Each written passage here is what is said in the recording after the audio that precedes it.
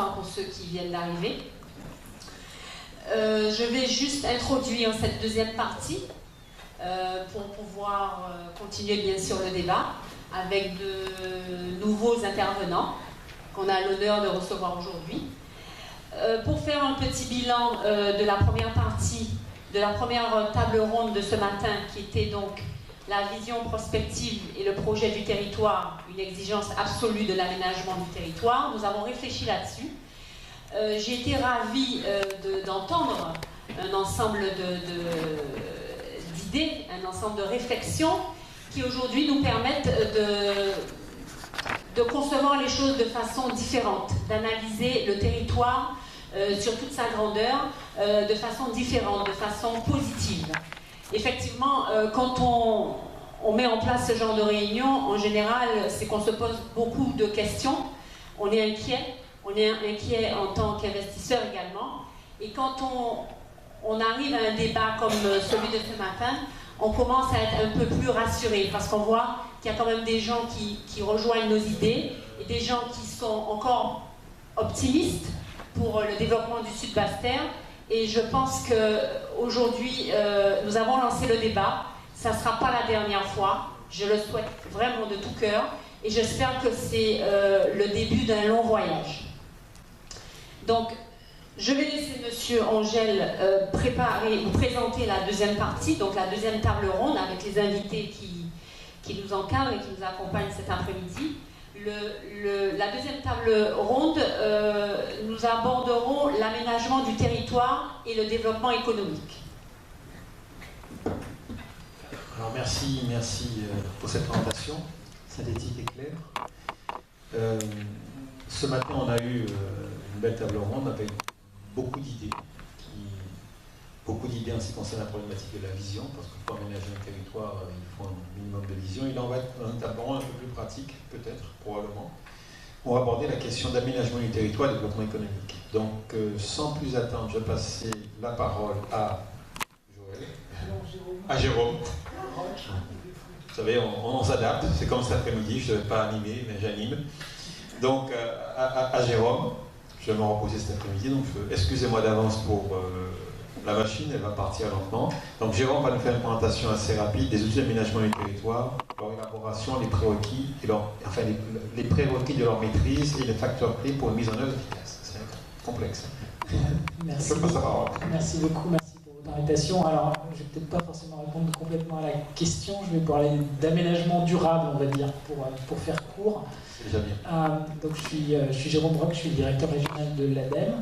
L'ADEME, c'est l'agence de l'environnement et de la maîtrise de l'énergie. Moi aussi, j'ai un petit peu de mal en ce début d'après-midi. Donc l'ADEME, c'est un établissement public de l'État, sous double tutelle, écologie et enseignement supérieur et recherche. Qu'est-ce qu'on fait? En fait, on accompagne les collectivités, les entreprises et les associations dans leurs projets de développement durable, spécifiquement sur les déchets, sur l'énergie, et puis ce qu'on appelle les territoires durables, donc l'aménagement durable. Voilà ce qu'on fait. Donc l'ADEME se targue d'être une agence d'expertise, mais aussi on est une agence financière, on finance des projets aussi. Et je vous donnerai quelques petits exemples. Alors sur l'aspect, on va dire, territoire, ville durable, urbanisme durable, peut-être faire un petit retour en arrière, mais très très très rapide. La notion de développement durable, elle vient d'un ouvrage qui s'appelait Notre avenir à tous, de Gro Harlem Brundtland, qui date de 1987, qui a donné lieu derrière au sommet de la Terre de Rio en 1992. Et cette notion de développement durable, c'était pour, à mon sens, dépasser des visions des années 70 qui étaient la croissance a des limites. C'était le fameux Club de Rome des années 70, un rapport du Club de Rome qui disait que la croissance a des limites. L'aspect durabilité, c'est concilier un développement économique, un développement social avec une limitation des impacts sur l'environnement. Et c'est ça la ville durable, c'est essayer, ou en tout cas le territoire durable, c'est essayer de faire en sorte qu'il y ait un développement social et économique en limitant au maximum les impacts sur l'environnement. Donc c'est un peu notre prisme en particulier à l'ADEME. Alors vous excuserez peut-être mes approximations parce que je suis récemment arrivé en Guadeloupe. Donc on m'a un peu briefé, en particulier sur le sud Basse-Terre et la Guadeloupe. Mais c'est quoi en fait les enjeux de la ville durable dans le sud Basse-Terre et dans la Guadeloupe en particulier, en général, pardon.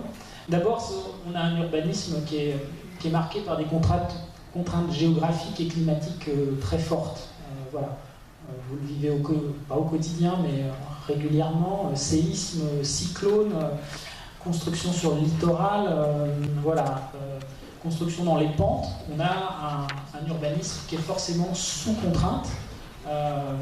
Et à la fois, c'est une contrainte, il faut les prendre en jeu. Ça marque aussi la manière dont le territoire s'est développé. Il y a une vulnérabilité au changement climatique qui effectivement est assez exceptionnelle. Voilà, je viens de l'Hexagone, alors je viens d'un territoire alpin, donc le changement climatique, on le voit aussi dans la fonte des glaciers par exemple, dans la saisonnalité de l'enneigement, mais en Guadeloupe, bien plus qu'ailleurs, on voit les effets du changement climatique, même si c'est toujours difficile d'attribuer un problème à une cause unique, n'empêche que c'est des choses que vous vivez, que nous vivons bien plus fort que dans les régions tempérées. On a des milieux riches en biodiversité, mais qui sont fragiles.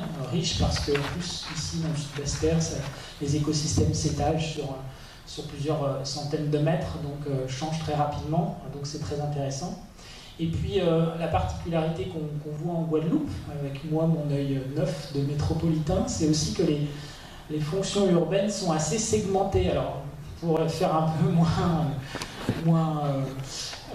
pédant en disant ça, simplement on n'a pas un modèle, on n'a plus un modèle de centre-bourg avec toutes les fonctions commerciales, économiques et de logement.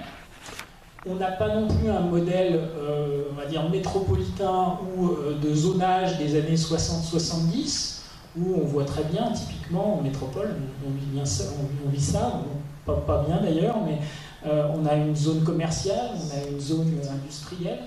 Donc je suis un auteur de conférences et spécialisé en économie de l'environnement. Et je travaille également dans un laboratoire qui s'appelle le Crédit Guide, et on travaille essentiellement sur les problématiques du développement.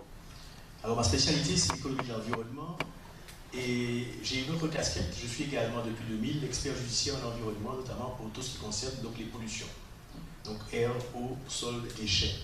Donc ce sera une transition intéressante pour les questions et pour les discussions à venir. Alors mon intervention, donc c'est pas moi qui l'ai choisi, le thème m'a été imposé, c'est une figure imposée. Comment gérer la contrainte environnementale dans le cadre du développement économique, de quoi interdire les activités économiques, pallier les externalités négatives. Alors sur le sujet même, il faut savoir qu'en économie, il y a deux types d'externalités, donc je vais commencer à préciser, des externalités qui sont positives et des externalités négatives. L'externalité négative, c'est pollution, tout ce qui concerne la pollution. Donc par exemple, quand on produit, forcément, on crée des déchets. Et ces déchets, on a effectivement une externalité négative, donc une pollution. Mais à côté d'une externalité négative, vous avez une deuxième externalité, l'externalité peut-être positive. Supposons qu'on est un apiculteur, il y a à côté une pépinière, donc les abeilles vont butiner directement dans cette pépinière, et forcément, eh bien, on a un phénomène de double dividende qui fait que c'est intéressant pour la pépinière, puisqu'il obtient un miel de très bonne qualité, et dans le même temps, eh bien, le propriétaire donc, de la pépinière est heureux, puisque ces plantes peuvent se reproduire. Donc là, on a une situation d'externalité positive. Donc on peut avoir effectivement double dividende à ce moment-là, on reprend ça dans le jargon. Et si vous voulez, c'est un peu technique, mais en même temps, ça a été élaboré dans les années 70-80 par des économistes, et beaucoup de ces économistes sont devenus donc, des prix Nobel, notamment Solow, qui a été un prix Nobel, grand, d'accord, très très grand, développé aussi par X. Donc il y a quand même des économistes qui ont, comment dirais-je, axé leur étude et leur recherche autour justement de cette problématique environnementale. Alors en économie, malheureusement, pendant des années, on ne tenait pas compte des externalités. on partait du principe que c'était un plus ou un moins. Et le monde était, depuis la révolution industrielle, on se concentrait uniquement sur le tout économique. Ce qui comptait, c'était la dimension et la sphère économique. Donc, d'ailleurs, quand j'ai commencé, pour juste une petite anecdote, quand j'ai commencé à faire de la recherche et que j'ai dit que j'allais faire de l'économie de l'environnement, mes collègues m'ont appelé, m'ont traité de fou. Pourquoi tu vas faire de l'économie monétaire, de la microéconomie, de la macroéconomie? Faire de l'économie de l'environnement, on ne considérait pas ça comme sérieux dans les années 80. Et les choses ont bien évolué. Et finalement, quand je suis revenu en Guadeloupe, je peux vous garantir que je n'ai pas commencé à travailler à l'université. Mon doctorat en économie de l'environnement, c'est resté dans ma poche. J'ai plutôt fait de l'économie de l'environnement, du tourisme plutôt. Et finalement, on me colle une étiquette d'économiste du tourisme. Aujourd'hui, les choses ont changé, fort heureusement. Et bien sûr, les choses vont encore changer, puisque là, il y a eu la COP 21, donc c'est plus un mystère pour personne, d'accord? Et le 14 décembre 2015, c'est une date quand même importante, puisque finalement, c'est une date où on a signé un accord contraignant à Paris pour permettre une réduction des gaz à effet de serre. Alors, ça peut paraître anodin, mais il faut savoir quand même que quand on signe un accord, ça veut dire que derrière, il y aura des lois organiques, il y aura également des lois ordinaires qui seront votées, il y aura également des décrets d'application et ça va avoir forcément des incidences sur le monde de l'entreprise. Donc il ne faut pas se leurrer, ces accords-là vont avoir des incidences et on peut considérer que c'est un signal géopolitique important. Alors moi, dans ma petite tête, je me suis dit, tiens, mais on va essayer d'analyser qu'est-ce que ça peut avoir comme incidence, qu'est-ce que ça peut avoir comme incidence positive, incidence négative dans le monde de l'entreprise. Et pour faire simple aujourd'hui, on demande aux entreprises, et on va demander d'ailleurs aux entreprises d'avoir un bilan économique, tout le monde l'a, donc c'est faire sortir son bilan, son compte de résultat. Bilan social pour les grandes entités. Mais demain, et je travaille d'ailleurs avec un certain nombre de chercheurs autour de l'élaboration de ce qu'on va appeler une troisième contrainte. Et cette troisième contrainte sera le bilan environnemental. Donc les entreprises seront peut-être amenées à faire un bilan environnemental. D'accord? Donc qu'avez-vous fait en faveur de l'environnement? Toutes les mesures. Et ça peut même déboucher en fait sur des bonus écologiques. Voilà le terme qui est jusqu'à présent utilisé, et ça peut avoir des effets très intéressants. Donc on se dirige de plein pied vers des législations très contraignantes, parce qu'il y a véritablement une refonte de système, il y a une approche, une vision qui sera différente, et cette vision va intégrer la problématique du développement durable. Alors tout à l'heure, Monsieur de l'ADEME parlait... Il y aura ce rapport des grosses entreprises, bien pour l'instant, ça va toucher que les grosses entreprises, mais forcément, ça va avoir des applications concrètes sur les petites entreprises, et donc les moyennes, ensuite les petites entreprises. Donc ça, c'est une évidence, c'est pas la peine de se cacher là-dessus. Il y aura forcément toute une série de décrets qui sont en préparation et qui vont être probablement appliqués probablement pas en 2016, mais 2017, 2018, très certainement après les élections présidentielles. Alors, pour faire simple, et pour aller à l'essentiel quand même, on est en droit de s'interroger sur les effets escomptés de cet accord historique. Donc ça s'est un peu passé presque inaperçu, et il faut dire que c'est le résultat d'une longue gestation. Tout à l'heure, M. Ladem parlait du rapport Brundtland, qui porte le nom d'une femme, Gro Harlem Brundtland, qui a popularisé un concept de développement durable, que tout le monde connaît. Un développement qui ne puisse pas hypothéquer l'avenir des générations futures. D'accord? Donc on apprend ça maintenant au lycée et au collège, et tout est parti de ce rapport de 1987 qui va populariser et vulgariser un concept. Mais il faut savoir que ce concept est né bien avant, puisque avant la conférence de Rio, qui va porter véritablement, qui va porter sur les, mettre en avant sur la place publique ce concept de développement durable, il y a eu une conférence qui est passée presque inaperçue, c'est la conférence de Stockholm. Donc dans cette conférence de Stockholm, hein, donc ça commence depuis là, 1972, et bien la conférence de Stockholm, c'était la conférence des Nations Unies sur le développement durable. C'était l'intitulé, et l'histoire a retenu conférence de Stockholm. Et dans cette conférence de Stockholm, il y avait comme toute conférence un maître de cérémonie, et le maître de cérémonie, en la circonstance, c'était monsieur. Alors le maître de cérémonie, c'était monsieur Maurice Strong. Et Maurice Strong va émettre une idée. Et à l'époque, je vous rappelle, quand il est venu parler en fait de développement humain, on constatait que la population mondiale suivait une croissance quasi exponentielle. On était à 4 milliards, 5 milliards, 6 milliards, 8 milliards. Les gens se disaient, mais on va aller jusqu'où comme ça? Donc, dans certains pays, eh bien, suite à cette conférence, on avait mis en place des politiques donc, de diminution, hein, presque forcée pour certains, des naissances. Et c'est suite à cette conférence que la Chine va mettre en place sa politique de l'enfant unique. En Inde, pareil, hein, on va mettre en place des politiques très dures d'ailleurs. Hein.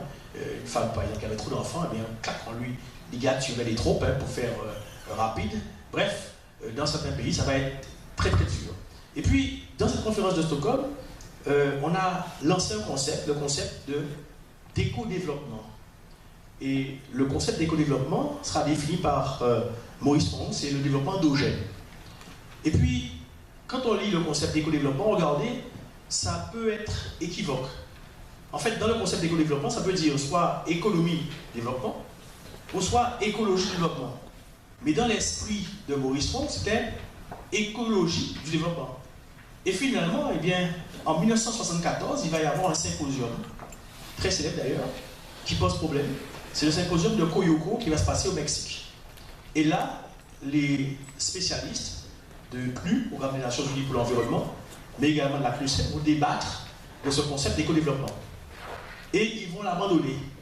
Alors à l'époque, c'était le libéralisme économique qui prévalait. Et ils vont dire, bon, on va arrêter avec ce concept amphiboué, confus d'éco-développement, et on va lui préférer le concept donc, de Sustainable Development en 1974, qui donne en français développement durable. Et voilà comment en 1974 le concept va apparaître à Coyolco, Mexique. Alors pourquoi je dis que c'est une polémique? Parce qu'aujourd'hui, les Mexicains réclament la paternité de ce concept. Je ne sais pas si vous comprenez ça. Les Mexicains disent oui, mais ça a été découvert sur notre territoire. Donc en fait, on est véritablement les propriétaires de ce concept de développement durable. Donc il y a toute une polémique aujourd'hui autour donc, du concept. C'est juste une petite anecdote. Alors concrètement, donc, il va y avoir des avancées. 74, donc la crise matières premières, augmentation des matières premières.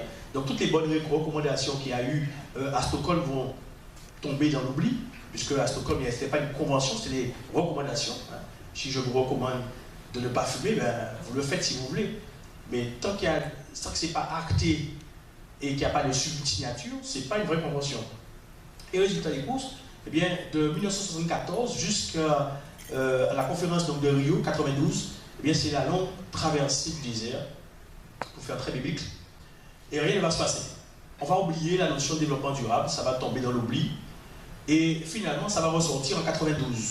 92, c'est là où on va commencer à parler, conférence de Rio, hein, très belle conférence d'ailleurs, et finalement, à Rio, ça sera une étape décisive, puisque tous les concepts dont on entend parler aujourd'hui, écotaxe, bilan carbone, énergie renouvelable, le monde de l'entreprise va également être présent à Rio.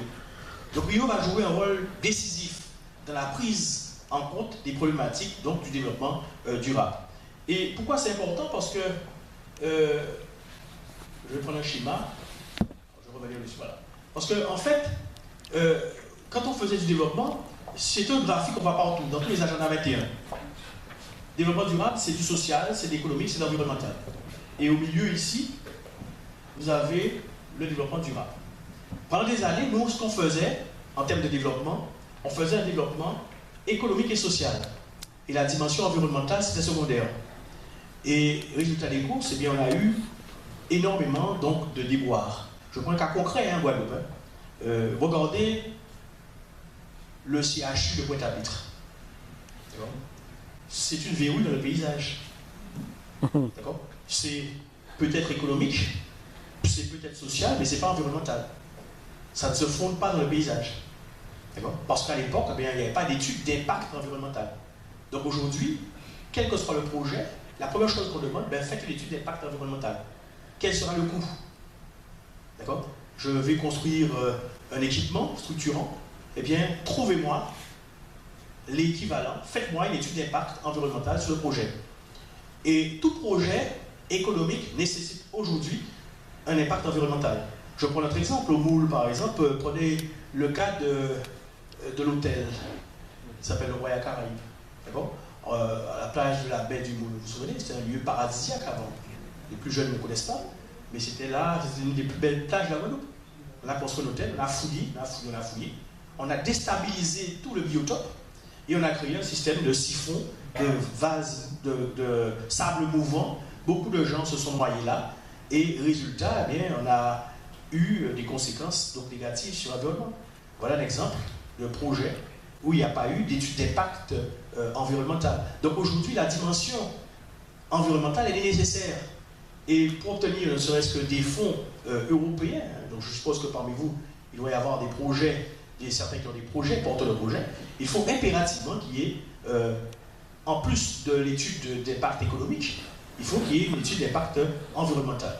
Donc l'économique, on le voit, donc combien ça va créer, quelle est la richesse produite, le social, combien d'emplois ça va générer, quelle est la masse salariale, et la dimension environnementale, eh bien, ce qu'il en coûte. Et c'est pour ça qu'aujourd'hui, quel que soit le projet, il faut une étude d'impact environnemental. Et quand bien même que ce projet puisse être sortir du terre, il faut effectivement donc mettre en place ce qu'on appelle des compensations pour pouvoir, comment dirais-je, amortir, si vous voulez, les conséquences négatives du projet. Donc en fait, faire une étude d'impact environnemental ne suppose pas, comme certains le disent très souvent, geler tout projet. Il n'est pas question de mettre la Guadeloupe sous cloche et annihiler tout projet de développement. Okay, je prends un cas concret sur lequel j'avais travaillé, le port de Pointe-à-Pitre, le port autonome de Pointe-à-Pitre. C'est un projet, et bon, il fallait remettre aux normes ce port de Pointe-à-Pitre. Donc c'est un projet pharaonique avec des sommes considérables. Il fallait creuser, mais quelque part, eh bien, on touchait directement la biodiversité, puisqu'il fallait extraire des tonnes et des tonnes donc, de récifs coralliens. On a estimé la valeur économique donc, du préjudice, puisqu'aujourd'hui, il existe des méthodes, on appelle ça des méthodes d'évaluation contingente. Je ne vais pas rentrer dans les détails, puisque c'est très technique. Il existe des méthodes économiques qui permettent d'évaluer la valeur économique donc, d'un préjudice. Et le FOR a eu l'obligation donc, de mettre en place des compensations. Donc les compensations, c'est quoi? C'est la création de biotopes, comment dirais-je, de récifs artificiels, financer des thèses de recherche dans le cadre de l'ANR, notamment la thèse sur la baleine de Nadège Gandillon. Donc il y a eu un travail qui a été fait, il y a des compensations qui sont données. Et ces compensations peuvent être bien supérieures aux préjudices causés à l'environnement. Donc ne pas croire que quand on met en place eh bien, une stratégie en matière de développement, eh bien forcément, on doit être bloqué par la dimension environnementale. Alors, pour revenir au vif du sujet, je vais revenir sur les incidences négatives de la COP21. Alors, très basique, on peut considérer qu'il y a deux types d'incidences, donc des incidences dites microéconomiques et des incidences macroéconomiques. Alors, par exemple, ici, sur ce schéma, donc c'est un petit peu technique, mais c'est très simple à comprendre. Ici, j'ai le prix d'équilibre. Donc, je prends P et pour une quantité Q. Là, c'est sans tenir compte des externalités. Donc, je produis à un prix P, ici, et une quantité Q, et ça, c'est mon coût marginal privé. Pour faire simple, je fais des réparations d'un pneu. Donc, j'ai une entreprise qui répare des pneus. Les pneus usagés que j'ai récupérés en réparant et en mettant des pneus neufs, je les jette directement dans la décharge. Donc, je ne paie pas mon externalité. Donc, je peux me permettre, voilà, de faire payer P. Mais si je tiens compte des externalités, donc ici, eh bien, les déchets doivent être traités. Donc, il me faut trouver absolument une entreprise, ça peut être Ecodex, je ne veux pas faire de publicité, qui va récupérer, pour moi, ces pneus et les traiter. Donc, ça veut dire concrètement que jouer un renchérissement du prix. Donc le prix va passer de P à P'. Je tiens compte de mon externalité et forcément, si les prix augmentent, forcément les quantités vont diminuer. Donc j'aurai un nouveau prix d'équilibre qui va se situer ici. Et ce coût-là, je l'appelle le coût marginal social. Alors que tout à l'heure, je tenais compte du coût marginal privé. Pourquoi j'appelle ça le coût marginal social? Parce que là, je n'ai que mon coût de production, alors que le coût marginal social tient compte de la société. Puisque en traitant mes déchets, forcément, j'ai une incidence moindre sur l'environnement naturel. D'accord? Et ça évite ce qui s'est passé il y a quelques années à Petit-Bourg, où un réparateur de pneus a mis le feu dans la mangrove de Petit-Bourg derrière le lycée et a tué des arbres qui étaient 3 fois centenaires. D'accord? Donc il a mis fin à un biotope, un écosystème excessivement riche. Donc du coup, le micro-entrepreneur est soucieux, justement, et se sent avoir une responsabilité. Ça s'appelle la responsabilité sociale des entreprises, c'est la RSE. D'accord? On se sent concerné par ce qu'on fait. Aujourd'hui, on entend parler d'économie solidaire. Tiens, je parle ça vient d'être voté par le Conseil régional. Il y a 6 axes forts et il y a un 6e axe qui vient d'être voté, la mise en avant de l'économie sociale et solidaire. Moi, je trouve ça génial. On n'en a pas encore beaucoup parlé, je vous donne la primeur, mais ça fait partie des champs, des enjeux du développement que le Conseil régional est en train de voter maintenant. Alors, autre élément important, des opportunités nouvelles offertes par la COP. On assiste à la création de nouveaux métiers liés à l'environnement qui sont amenés à se développer. Aujourd'hui, vous avez à peu près, alors j'en ai listé plus de 250 métiers nouveaux liés à l'environnement. D'accord? J'ai 2 minutes. Vous avez également de nouvelles formes d'énergie. On se rend compte qu'on tend vers l'énergie fossile, c'est fini. Donc je recite un économiste Schumpeter. Donc il faut trouver d'autres formes d'énergie. Le développement à l'éco-responsabilité. Aujourd'hui, un acheteur public peut intégrer des caractéristiques environnementales dans un marché public sans être discriminatoire. Par exemple, faire appel à un cabinet local plutôt qu'à un cabinet de consultants venant de l'extérieur, ça veut dire que votre bilan carbone est moindre. D'accord, c'est évident. Également, donc ça peut être source d'opportunités non négligeables. Et aujourd'hui, d'ailleurs, dans les indicateurs, puisque vous savez que quand vous avez plusieurs, comment dirais-je, entreprises en concurrence, eh bien, il faut avoir une grille d'analyse, donc des indicateurs, pour dire pourquoi vous avez reçu, vous avez accepté monsieur X ou monsieur refusé telle entreprise plutôt que telle autre. Aujourd'hui, vous pouvez démontrer, grâce à ces indicateurs, que vous intégrez dedans des paramètres liés au développement durable. La gestion des déchets, on se rend compte qu'aujourd'hui, le déchet est devenu maintenant quelque chose d'extraordinaire. Et je vous invite à regarder un peu ce qui est en train de se situer, de se faire, notamment le quartier de Doutémar. D'accord? Il faut savoir que les entreprises qui sont implantées à Doutémar produisent 0 déchet. Donc ça veut dire, tout à l'heure vous parliez du ramassage des ordures, donc ça veut dire qu'il n'y a pas à Doutémar, aux abbés, eh bien il n'y aura plus d'éboueurs. D'accord? Les entreprises qui sont là sont dans une démarche HQE, haute qualité environnement, donc ils ne produisent pas de déchets, ils produisent également leur propre énergie, donc il y a même un bâtiment, oui, à Doutémar, ça vaut vraiment le déplacement, il y a même un bâtiment qui est entièrement autonome. D'accord? On l'a visité, oui et moi, on l'a visité, il est extraordinaire. Il est entièrement autonome. Ça veut dire qu'il n'a besoin ni de l'électricité de l'IF, ni de l'eau, donc de la générale des eaux ou d'une riche. Donc il est entièrement autonome et il produit plus d'énergie, donc il vend le surplus à d'autres entreprises qui sont dans la zone. Donc finalement, on se rend compte qu'il y a quand même pas mal d'emplois environnementaux qui sont effectivement attirés. Alors, d'autres métiers, loisirs, verts, etc. Donc, je passe dessus. Donc là, j'ai mis une liste, géochimiste, géologue, chargé de mission dans un espace protégé, conseiller en hydraulique, agricole, etc. Vous avez plein de métiers nouveaux, frontaliers. Voilà. Alors, au niveau des entreprises locales, la COP 21 va dans le sens d'une priorité donnée aux entreprises locales dans les appels d'offres. Ça, c'est pas négligeable. Et comme critère de sélection, on a aujourd'hui l'empreinte écologique et le bilan carbone. Donc, on peut lister ça. Mise en place d'une coopération environnementale par le biais d'échanges d'expériences. Également la lutte contre les égoïsmes nationaux et partage des savoir-faire, de développement de l'expertise environnementale. Donc tout à l'heure, vous parliez des SMART, là, mais en fait, la directive Göteborg prouve que finalement on peut expérimenter, quand vous faites partie du réseau, hein, donc c'est des partages d'informations, donc vous faites partie d'un réseau, le fait de faire partie de ce réseau, eh bien, ça vous donne des opportunités et ça vous permet d'expérimenter chez vous ce que d'autres ont fait ailleurs. Donc il existe maintenant le réseau des villes durables. Et je pense que là, il y a un travail intéressant, ça s'appelle la technique Göteborg, d'accord, dans le prolongement d'ailleurs de l'agenda 21. Bon, je n'ai pas le temps de parler de l'agenda 21, mais ça, c'est un travail extraordinaire. Et bien sûr, aujourd'hui, eh bien, pour tout projet, il faut quand même une expertise environnementale. Conclusion, la COP21 peut avoir des répercussions négatives sur l'économie, tant à l'échelle micro qu'à l'échelle macro. Néanmoins, il est essentiel de souligner qu'elle cherche à atteindre une croissance durable et offre aux entreprises de nombreuses opportunités en matière écologique. Et pour le mot « a-t-on encore le choix ?» À mon avis, ben non. Je vous remercie.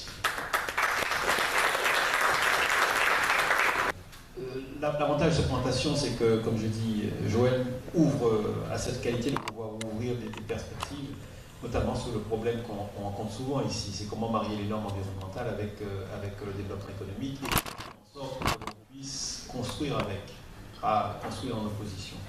Alors, il y a vraiment beaucoup de choses qui ont été adoptées là-dedans, et je vais vous donner une conséquence d'une externalité négative. Vous savez qu'EDF maintenant est en déficit. EDF France est en situation financière catastrophique. Vous savez quelle était la cause de cela? Le simple fait qu'EDF a dû rajouter à son bilan les conséquences de l'externalité négative liée au démantèlement des centrales.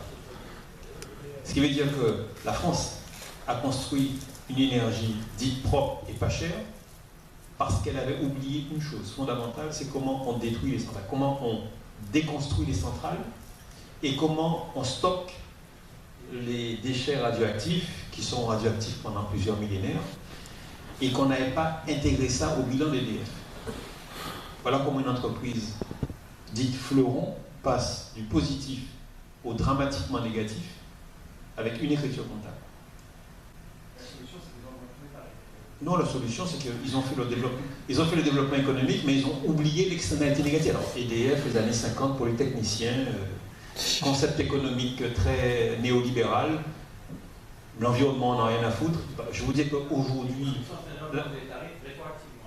Oui, mais le problème, c'est que... Le problème, me montrer à quel point un détail de conception peut entraîner une débâcle financière. Alors, on dit que les Allemands sont fous, mais les Allemands sont en train... Alors, ils sont en train de faire le tour environnemental aujourd'hui de manière à marche forcée, mais c'est parce que cette problématique de l'externalité négative liée au traitement des déchets, il avait intégré un peu plus tôt que nous. Donc tous ces éléments sont intéressants. Donc si vous voulez, on va faire quelques échanges sur ce thème, pas très longtemps, puisqu'après on va faire, mettons, 5-10 minutes d'échange, et après on va aborder une question qui est très intéressante, parce que le thème que va aborder Santenac René est un thème qui est très intéressant. C'est le concept, vous savez, tout le temps on vous dit le marché, la libre concurrence, ça crée du positif et tout le reste, il faut que tout soit en libre concurrence et la concurrence est positive pour tout le monde.